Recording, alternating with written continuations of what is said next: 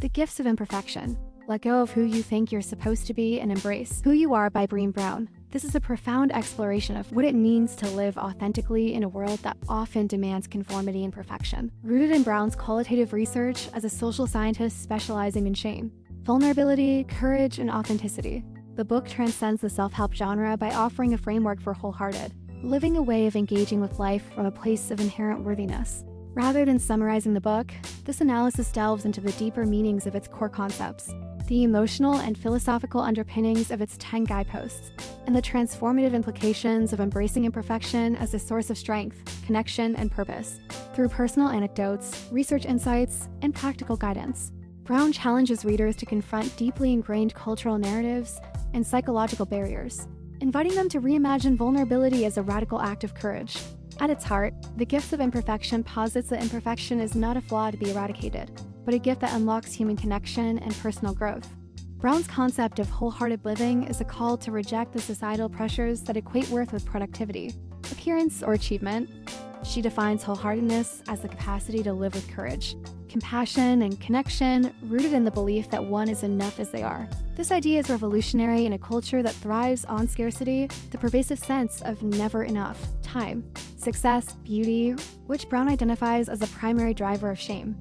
Shame in our framework is the fear of disconnection, the internalized belief that something about us makes us unworthy of love or belonging. The deeper meaning here is that shame thrives in silence and secrecy, but it loses power when met with vulnerability and empathy. Brown's research, drawn from thousands of interviews, reveals that those who live wholeheartedly share a common trait.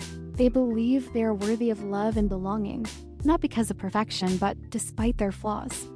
The book's 10 guideposts for wholehearted living serve as both practical tools and philosophical invitations to reframe how we relate to ourselves and others. The first guidepost, cultivating authenticity and letting go of what people think, challenges the performative nature of modern life. Authenticity for Brown is not a static state, but a daily practice of aligning actions with personal values, even when it risks judgment.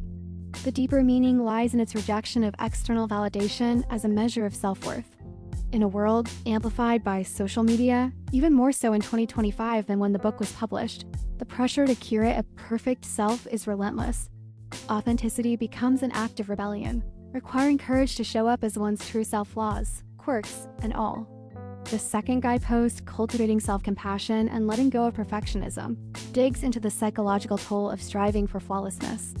Perfectionism, Brown argues, is not about self-improvement, but about fear of criticism, failure, or rejection. It's a shield that keeps people stuck in cycles of self-criticism and shame.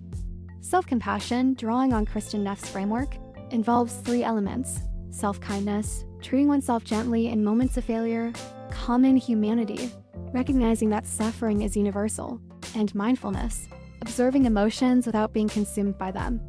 The deeper significance here is philosophical. Self-compassion reframes the human condition as inherently imperfect, shared, and worthy of love. By embracing our own fallibility, we open the door to empathy for others, creating a ripple effect of connection. Cultivating a resilient spirit, the third guidepost, and letting go of numbing and powerlessness addresses how people cope with discomfort. Brown's research highlights that numbing through overwork, substance use, or mindless scrolling blocks not only pain but also joy. Resilience, in contrast, comes from facing emotions directly, leaning into spiritual practices, whether religious or secular, and cultivating hope as a disciplined process of setting goals and persisting. The deeper meaning lies in its challenge to cultural norms that glorify detachment or stoicism. By embracing emotional vulnerability, individuals reclaim agency over their inner lives, transforming powerlessness into strength. This guidepost resonates with existential questions about how we find meaning in suffering, suggesting that resilience is not about avoiding pain but integrating it into a fuller life. The fourth guidepost, cultivating gratitude and joy and letting go of scarcity and fear of the dark, tackles the scarcity mindset that fuels anxiety and disconnection. Brown describes scarcity as the belief that there is never enough time, money, love, which keeps people in a state of perpetual lack. Gratitude, practiced through simple acts like journaling or verbal affirmations, shifts the focus to abundance. The implication is that joy is not a luxury but a necessity, often found in ordinary moments, a shared laugh, a quiet morning. Brown's emphasis on fear of the dark acknowledges the human tendency to brace for loss, even in moments of happiness. By choosing gratitude, we defy the instinct to guard against vulnerability, embracing joy as an act of courage. Cultivating intuition and trusting faith, the fifth guidepost, and letting go of the need for certainty, speaks to the tension between logic and instinct. Brown defines intuition as a way of knowing that doesn't require exhaustive analysis, often dismissed in a culture that fetishizes data and control. Faith, whether spiritual or a trust in one's inner wisdom, allows for decisions in the face of uncertainty. The philosophical depth here lies in its embrace of ambiguity as a fundamental human condition. In a world obsessed with predictability, especially in 2025's tech-driven landscape, trusting intuition is a radical act of self-trust, affirming that not all answers lie outside us. The sixth guidepost, cultivating creativity and letting go of comparison, reclaims creativity as a universal human trait. Brown argues that comparison stifles creativity by framing it as a zero-sum game. Someone else's talent diminishes our own. The deeper meaning is that creativity is not about producing masterpieces, but about self-expression and problem-solving. By engaging in small creative acts, writing, cooking, doodling, we reconnect with our humanity, countering the alienation of a hyper-competitive world. This guidepost challenges the commodification of art and talent, suggesting that creativity is a birthright, not a privilege. Cultivating play and rest, the seventh guidepost, and letting go of exhaustion as a status symbol and productivity as self-worth, confronts the cultural glorification of busyness. Brown defines play as joyful, unstructured activity and rest as essential for well-being, including sleep and downtime. The significance is a critique of capitalist values that tie worth to output. In a society where overwork is a badge of honor, choosing play and rest is a subversive act, prioritizing human connection and joy over external measures of success. This guidepost invites reflection on what it means to live a balanced life in an unbalanced world. The eighth guidepost, cultivating calm and stillness and letting go of anxiety as a lifestyle, addresses the normalization of chronic stress. Brown advocates for mindfulness practices, deep breathing, meditation, or simply pausing to create space for reflection. The deeper meaning lies in its rejection of anxiety as an inevitable state. By choosing stillness, we reclaim agency over our mental and emotional lives, challenging the societal expectation to always be on. This guidepost resonates with spiritual traditions that value presence, suggesting that calm is not weakness, but a source of clarity and strength. Cultivating meaningful work, the ninth guidepost, and letting go of self-doubt and supposed to expectations, redefines work as any activity aligned with personal purpose, from careers to caregiving. Brown argues that self-doubt and societal scripts about what we should do disconnect us from our unique contributions.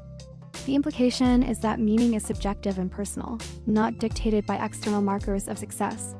This guidepost challenges the commodification of purpose, affirming that everyone has something valuable to offer, regardless of scale or recognition. The final guidepost, cultivating laughter, song, and dance, and letting go of being cool and in control, celebrates embodied joy. Brown sees these acts as universal expressions of connection, often suppressed by fear of looking foolish. The deeper meaning is that joy is a communal act, breaking down barriers of shame and isolation. In a world that prizes composure, embracing uninhibited expression is a radical reclaiming of authenticity, inviting us to reconnect with our bodies and each other. Brown's personal stories, such as her struggles with perfectionism as a mother or her vulnerability in marriage, ground these concepts in lived experience. Her openness about shame rooted in her own fear of being not enough models the vulnerability she advocates. The book's philosophical core is that worthiness is not earned but inherent, a truth obscured by cultural narratives of scarcity and perfection. By embracing imperfection, we unlock the gifts of courage, connection, and creativity, living more fully as ourselves. The transformative power of this idea lies in its universality. No matter one's circumstances, the practice of wholehearted living is accessible through small, intentional choices.